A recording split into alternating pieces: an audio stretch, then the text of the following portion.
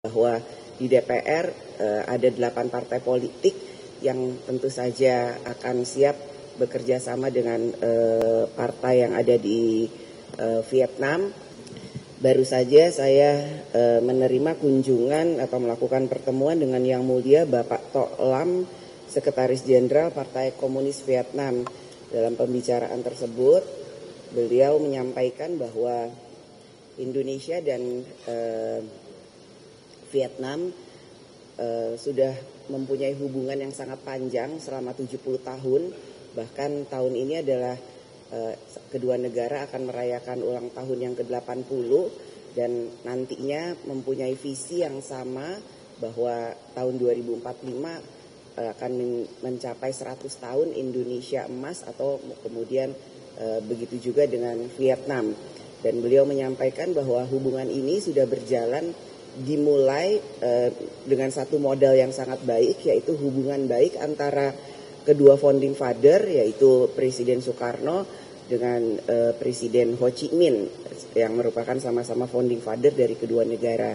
Karenanya kami bersepakat untuk sama-sama mempererat dan meningkatkan hubungan di antara kedua negara, dan DPR RI siap bekerja sama dengan pemerintah Vietnam juga dengan National Assembly atau DPR yang ada di Vietnam untuk sama-sama bekerja sama dalam meningkatkan hubungan ekonomi, perdagangan, kemudian people to people contact ataupun hubungan dengan masyarakat, dan tentu saja hubungan di antara kedua parlemen.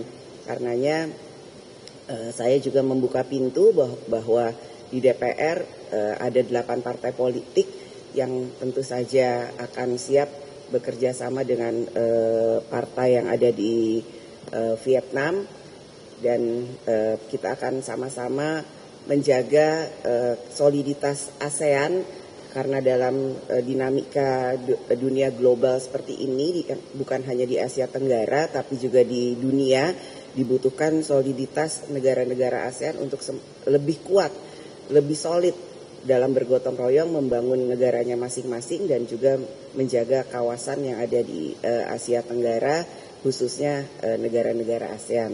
Itu hal yang bisa saya sampaikan pada pertemuan yang tadi, dan beliau juga menyampaikan bahwa dalam pertemuan dengan Bapak Presiden Prabowo, beliau menyampaikan bahwa sudah banyak hal yang dilakukan di antara kedua pemerintahan, dan Vietnam siap bekerja sama dengan pemerintahan di bawah Bapak Presiden Prabowo. Itu yang bisa saya sampaikan terkait dengan pertemuan tadi pagi. Ada lagi pertanyaannya? Izin Mbak Rio dari CNN TV. Selamat pagi Mbak. Terkait dengan pertemuan dengan Vietnam tadi, ini kan kemudian salah satu yang mungkin dibahas oleh masyarakat soal Vietnam khususnya kan soal misalnya mereka baru mengefisiensikan kementerian misalkan begitu Mbak. Nah ini apakah kemudian kita dari Indonesia bisa dalam pembahasannya juga tadi Mbak Puan dengan perwakilan dari Vietnam, apakah kita bisa mencontoh juga hal-hal tersebut dari pemerintah Vietnam misalnya untuk misalnya kita mengefisiensikan juga, karena kita juga butuh anggaran yang juga cukup banyak begitu ya. Itu yang pertama Mbak. Mungkin yang kedua boleh soal isu lain mungkin di luar pertemuan dengan Vietnam, nanti juga ada RDP dengan Menhan untuk pembahasan RUU TNI Mbak. Mungkin boleh disampaikan pandangan sebagai Ketua DPR seperti apa, dan juga mungkin dari fraksi PDIP. Khususnya kemarin Panglima TNI juga sudah menyebutkan bahwa anggota aktif TNI lebih baik pensiun dulu sebelum menjabat di jabatan sipil. Terima kasih.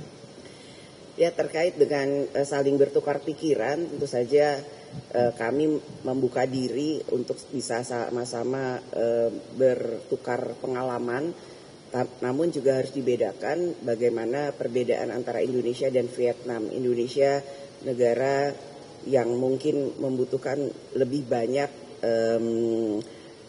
SDM yang diperlukan dalam membangun bangsa dan negara.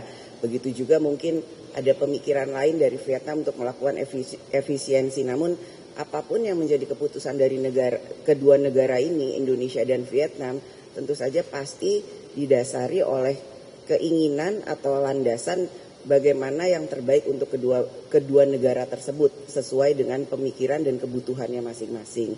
Jadi tentu saja terkait dengan bertukar pikiran, ya itu akan menjadi sangat baik. Tadi saya juga menyampaikan untuk menindaklanjuti pertemuan ini dengan Bapak Tolam yang akan dilakukan dengan teman-teman DPR.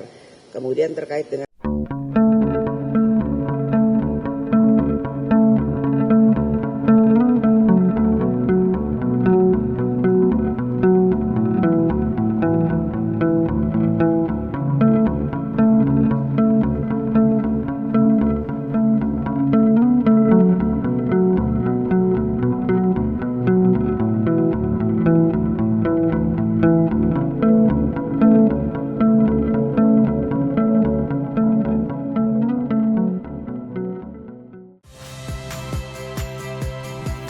Saya Yasir Neneama. Saksikan program-program Kompas TV melalui siaran digital, pay TV, dan media streaming lainnya. Kompas TV, independen, terpercaya.